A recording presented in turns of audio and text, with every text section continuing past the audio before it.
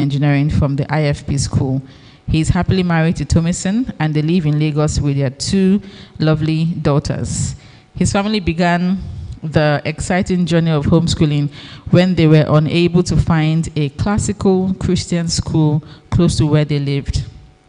Watching their daughter flourish while not going to school has convinced them to commit to homeschooling for the long haul, and they're active members of the growing homeschooling community in Lagos. Toki loves to read anything by C.S. Lewis, Brandon Sanderson, and Orson Scott Card. He loves the Ender's Games books for their masterful exploration of what it means to be human. And when he is not at his day job, he is either reading a new book, listening to music, or serving in his local church. Ladies and gentlemen, can we please make welcome Toki Numbere.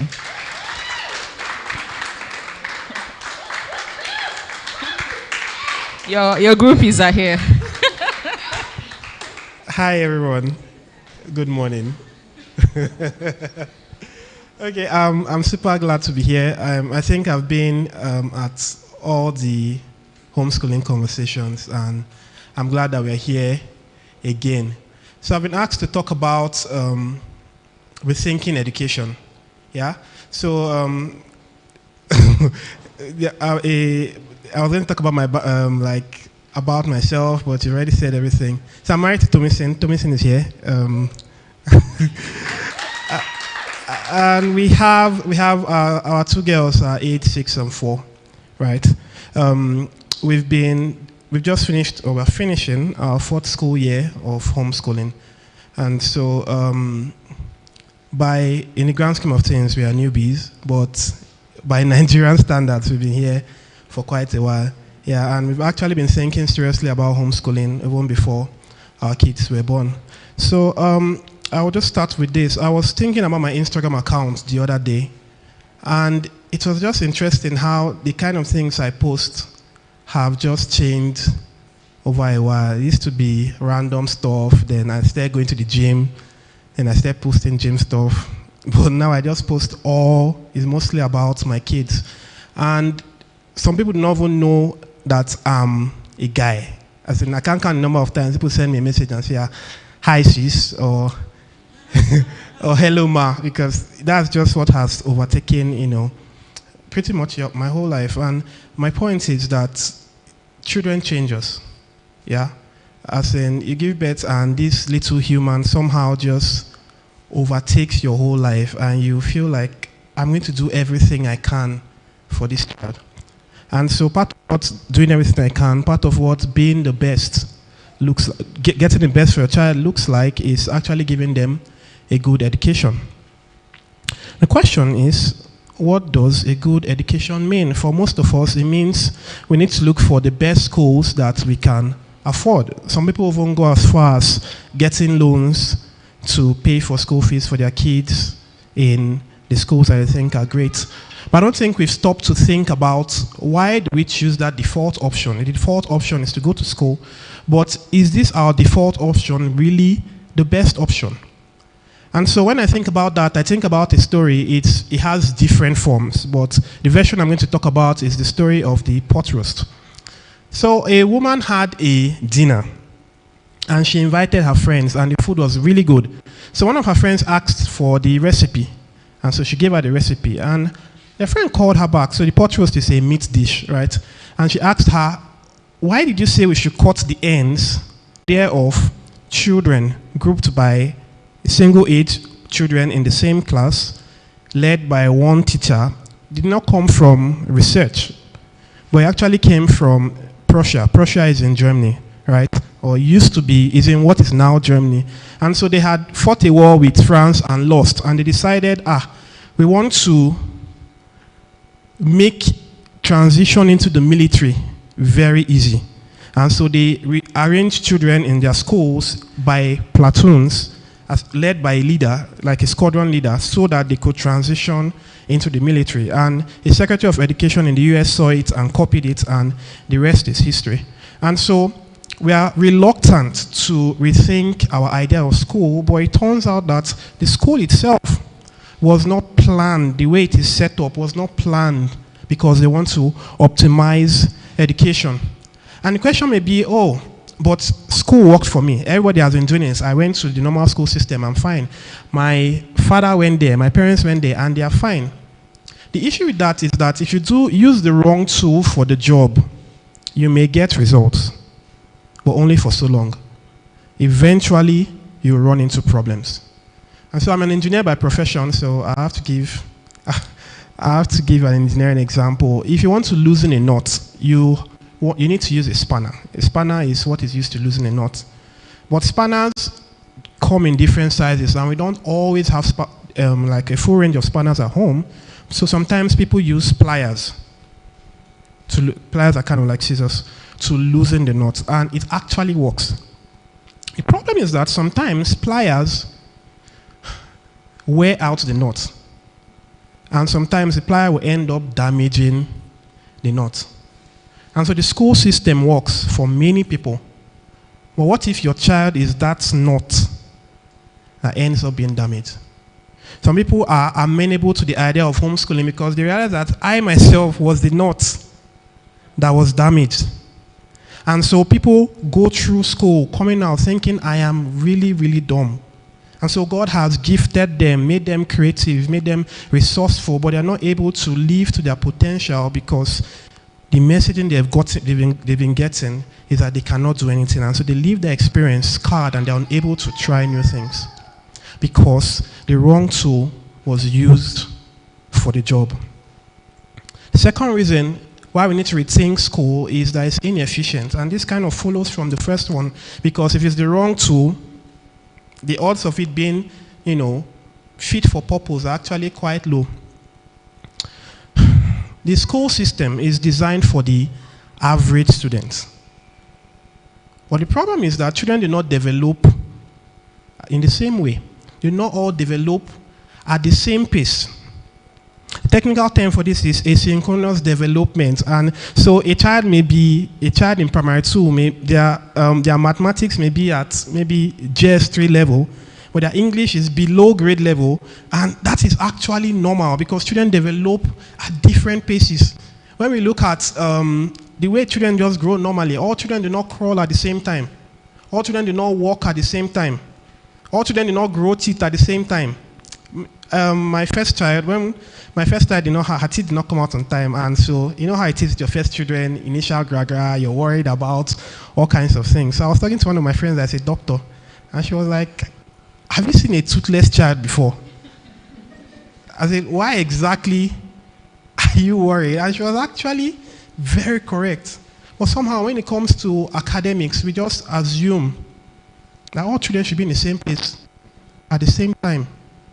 A writer, her name is Susan Weisbauer, she wrote a book about homeschooling, and she was saying that a lot of times what the average is may not even be represented among the people in that class. So for example, she gave an example. So if you have 5 numbers, 13, 17, 28, 52, 71, the average is 36.2. But among the numbers that made up the average, the 36.2 there is not represented. And so children are different. They're developing at different places. They have different strengths per time. But schools don't generally have the flexibility to cater to these children at where they actually are. And so if your child is gifted or differently able or twice exceptional, it becomes even worse. And so children spend their time in school either struggling or being bored and disinterested. To be fair, some schools actually try to do differentiation, but and this is normal, if the gap in their academic levels for different subjects is wide, it's really hard to do differentiation when you're in the same class. Sometimes differentiation is even done in a way that makes the child feel like they don't even know enough. It's done in a way sometimes that damages their self-esteem. What the truth is that one-on-one attention and individualized learning, customized learning, actually produces the best outcome. And if you think about it, student-teacher ratio is actually a thing of pride. For schools, they'll say, our ratio is so low, because they know that the more individualized attention that children get, the better for them. And parents, we know in our hearts that the school system as it is does not work. If it did, our children will not have lesson teachers. And the reason why our children have lesson teachers is because what they're learning in school is not working. And so you need individual attention to actually bring them up to speed. But beyond that, our children have so many gifts. They have been blessed by God with their special, they are unique. But the school day is so long that they don't have the time to pursue those other interests. They don't have the time to develop as human beings outside of the school system because there's not enough time. Sometimes there's not even enough time to spend as a family. The third thing is that the school system often clashes with our roles as parents. There's a Latin term that is often used in educational circles. It's in loco parentis, that's in the place of parents. And it's an acknowledgement that the primary responsibility for raising children belongs to the parents. And so schools, the authority they have is delegated to them by the parents. But so many times, parents do not have a say in the education of their children. I've heard that nowadays they don't have PTAs anymore, Parents Teachers Association. Someone was telling me the other day about a school that parents are not allowed in the classroom. Schools have become, like someone says, no longer in the place of parents, but they become in place of parents. They've become a replacement for parents. A writer called T.S. Eliot says, instead of congratulating ourselves on our progress, whenever the school assumes another responsibility hitherto left to parents, we might do better to admit that we have arrived at a stage of civilization at which the family is irresponsible or incompetent or helpless, at which parents cannot be expected to train their children properly and will not know how, even if they had the means, and that the system must step in and make the best of a bad job. And many times I think the school transfers the authority that should belong to the parents and gives it to the teacher. I was online the other day and I saw a tweet and the person was saying, here's a parenting hack. If you tell your child to do something and your child says no, report him to his teacher. And a lot of people were like, thank you so much, that's such a good thing. And I was really, really sad. My child should not be respecting somebody else more than they respect me. The problem is that children attach to the people or the adults or not just adults, the people they spend the most time with. And so if we are going to be the primary influence in our children's life, like we have been assigned by God, we need to be spending the most time with them, especially in their early ages. And yes, I know a lot of these people do not have a choice because of the state of the economy. Not everybody can live on one income. But I know that I think we need to admit that actually there is something wrong with a system that ships off 1 year and 2 year olds to go and spend most of their productive time with strangers. And the sad part is that some people do it because they don't have a choice, but there are other people that they do it because they see their children as an inconvenience. It's like, this child is stressing me, so just go. For us, a big part of homeschooling is the joy of parenting the child because they're spending so much time with them, because this time that we have with them is not a lot of time. You blink and before you know, your children are grown. The fourth thing, remember I said I have 5 things. The fourth one is that the education of kids is often too stressful, especially in Lagos, the center of stress. I moved to Lagos in 2013. I grew up in Port Harcourt. And so I used to live in Ajah at the time, and I was working in VI. And so my staff bus pickup time was around 5:45, so sometimes I used to be out between 5:30 and 5:45. And in that traffic, I would see children inside their school bus. I kept asking myself, when did these kids wake up? When do they get home? Lagos is stressful already on adults that are fully mature. So imagine the stress that children are going through, and many of them start at a really, really young age. Also, in Nigeria especially, the school day is so long. It's far more than the children's attention span. And when you now add lesson on top, you're spending the whole day. And also, they're not being assigned work that is commensurate with their level of development. So many times, you're seeing 2-year-olds that are asked to write to a certain number, as in, there's no reason for children at that age to be picking up a pencil whatsoever, except maybe they want to play with it. But they are forced to do all these things. And homework is another thing. In fact, one of the reasons I started thinking about we need to do something different, because you see the amount of homework that children are given. A lot of times, it's a parent that ends up doing that because the children cannot do it, and they're expected to do all of this. Childhood is supposed to be a time for them to play, for them to imagine, a time of wonder. Our kids are so stressed that 5-year-olds are experiencing burnout. I think we need to rethink the way we have viewed school. And sometimes I wonder, many people I'm not saying this to knock parents, but a lot of people post like their children's first day of school on WhatsApp, and I'm looking at the oversized uniform. I'm like, can you not see that something is wrong? In fact, the bags are so big that they have to put tires on the back because they are too big for the children to carry. And we are not saying that there's something actually wrong with that. Children need to play. Children need to sleep. And it's not just about, we are playing because we want to learn. They need a lot of time unstructured to play, to be children. That's the time for them to explore their surroundings, for them to be creative, for them to do all kinds of things. There will be time for them to count up to 500, but it's not when they are 4 years old.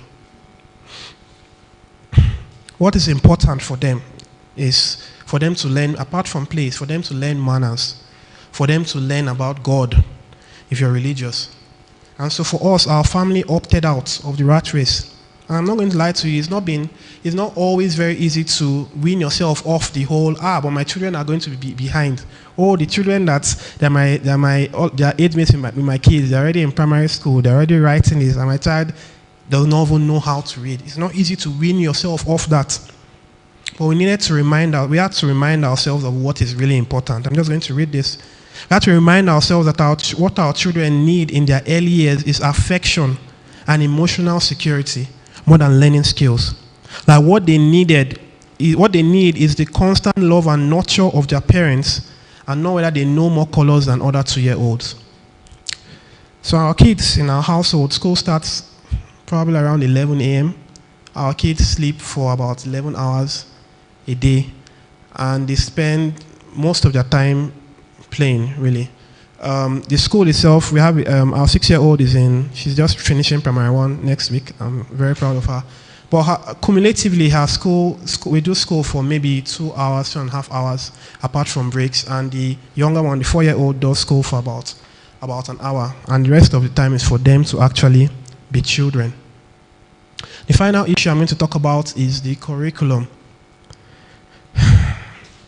Schools generally cannot cultivate curiosity and wonder. And the reason is because there is no time. That's what they call rabbit trails. Rabbit trails are when people keep asking questions. Why? Why this? Why that? Why this? Why that? And keep going further and further.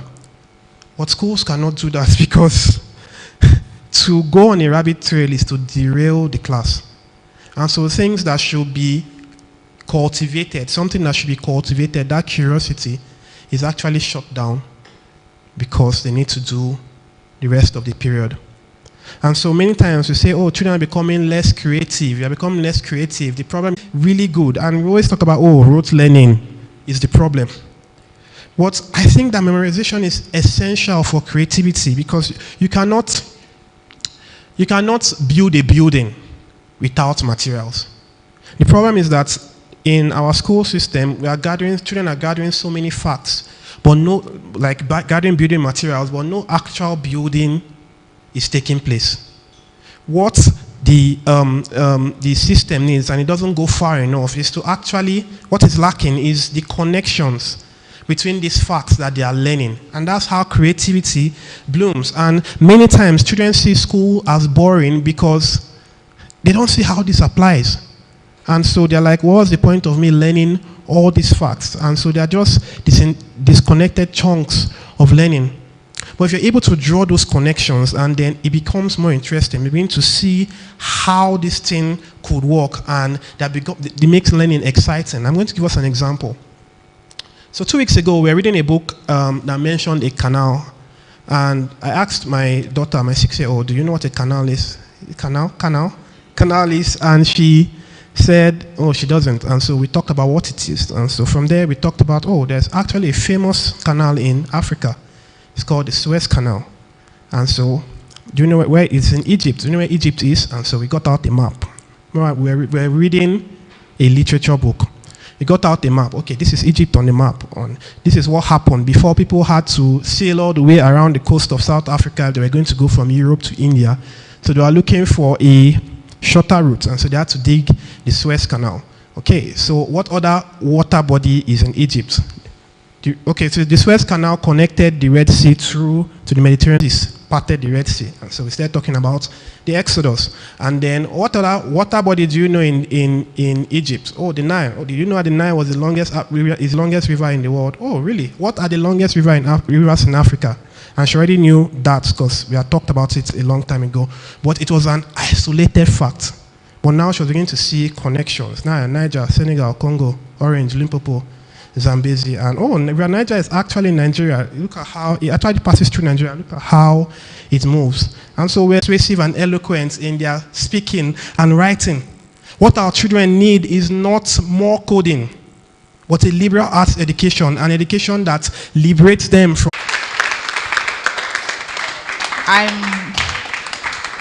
To say I'm inspired is putting it lightly. I'm like, can we just hire you to come and teach our children? Because it was so rich, and one could see and get the passion for what it is you're saying, and there was just so much to learn, and just rethinking. Really, you were so apt on the topic. Really helped me, and I feel like this applies to everyone here to just rethink. But before we take the questions, which I believe we have some questions, can we please just do some exercise, move our bodies and come forward, please? We're too dispersed at the back. I'm not sure why we like going to the back. Come to the front, please. Come to the front. Come forward. Come forward. There's so much goodness in front. Thank you. So if you do have your questions, please. If you do have your questions. Yes, you have a question. You have a question. Fantastic. Any other person has a question? All right, we'll start with the first one. Thank you. Good afternoon, everybody. Shamaka. Okay, so my question is, I know you have 2 children. So how do you manage to engage them both?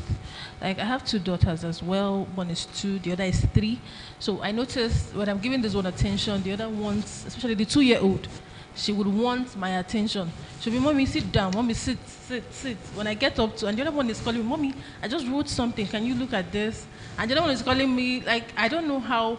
It's something I'm trying to work on. How do you manage to engage them both? You know, they're not doing the same thing, and because of their ages. So how do you manage that? Thank you. Okay, so our situation is a bit different. I'll answer your question because I've been working from home since the pandemic. So I teach the older one, and my wife teaches our younger daughter. But there are some times when I have to go into the office, and she has to teach both of them. And so what she does is to combine as many things as possible. The difference between a 2-year-old and a 3-year-old is small enough that you can actually do things together.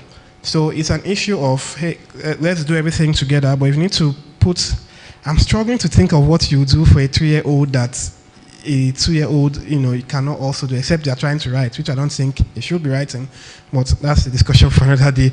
Well, I think you can combine as much as you can. And then when you need to pay individual attention to the older one, you tell the 2-year-old, hey, can you calm down for a bit? Or you can hold her while you're giving the instruction. And, so she's or you give her something to play with. So maybe playing with a ball or something, and then you can attend to that. But as much as you can combine activities together. We have a 6 and a 4, and we still combine. We combine as many things as we can. Yeah. All right, thank you. Thomason, did you want to add something to complement his response? Yes, because I could see her like echoing, so please contribute. Oh my God. Okay, so yeah, I think he said most of it already. The trick is to combine. That's the only way it works, especially when, even if their ages are far apart, I'm sure you can find a way to, help them do some of the same things. Family is not ready. So I'll just share maybe 4 or 5 things you can do to keep the 2-year-old busy while you can focus a bit on the 3-year-old. So for one, Play-Doh. I make Play-Doh. There's always Play-Doh in my fridge. Forget tomato, pepper. I always have Play-Doh in my fridge. So I make it, and because 2-year-olds lick it, I like to make it myself. It's very simple to make. Get Play-Doh and let her go to town with Play-Doh and flour while you do blending, or with the 3-year-old. The second one is the stacking blocks. Yeah, they really love the stacking blocks. Or the third one can then be animals. Most 2-year-olds love, whether it's dinosaurs, birds, any kind of animal they love. So get a drawing book with animals and get the actual. There's some free animals back there. See what the Lord has done. Get some animals and stack it. Put it on top of the drawing. Lion. Here's a lion now. And so you're blending, but you're still doing it, because if you don't give attention, she will pull you. So Play-Doh, Tommy say help.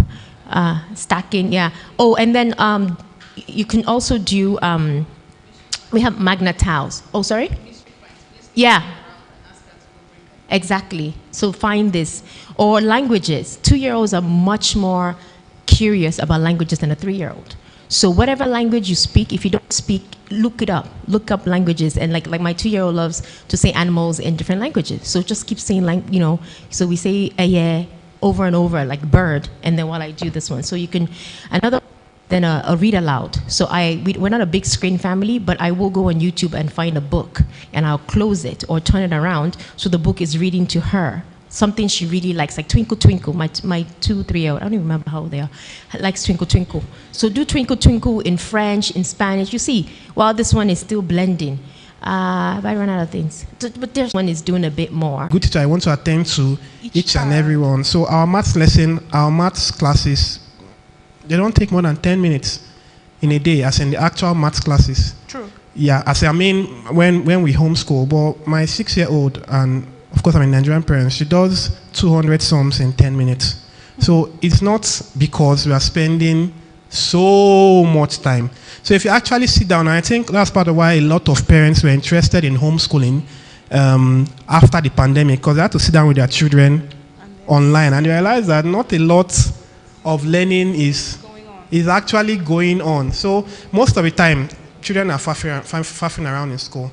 So if you use one-on-one attention, the time goes a lot faster. We've not had to school for. My second question is this: do you have a strict plan, no matter how fluid it is? Let's say you say that every Monday you're doing science, and is it easy to follow for your children?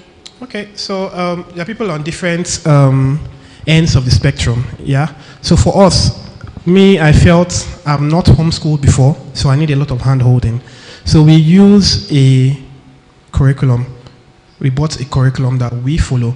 So we're not rigid in terms of we can decide to do maths in the evening, we can decide to, but every day we typically do maths, reading, spelling, Bible, read aloud, what else? Science is once a week, history is once a week, different times, but the time is really, really short. So I will add, you can build a curriculum by yourself, but I do think,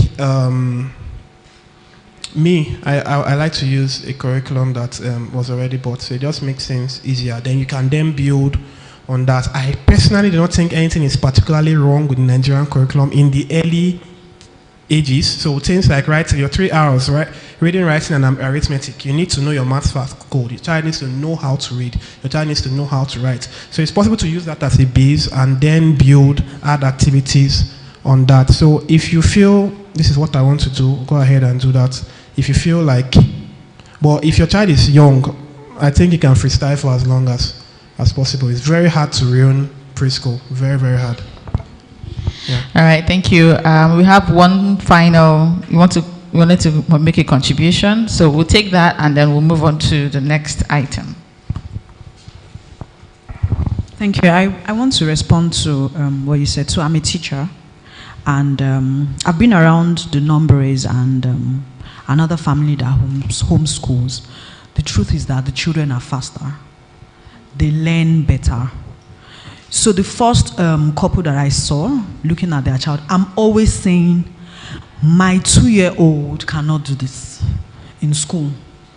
You know, so it seems like they read later, but when they eventually read, I think it's just better. Yeah, the quality is much better. Some things seem slow, but really, it's just better. Like Toki was telling me that his daughter she was going to read at 5 or 6. I think she ended up starting reading at 4 plus, and it was very fast.